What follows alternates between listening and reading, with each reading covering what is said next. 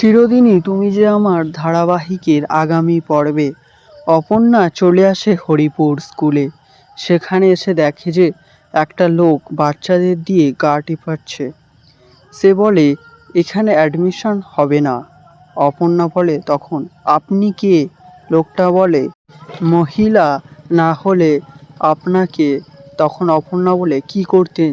লোকটা বলে মেরে এখান থেকে বের করে দিতাম।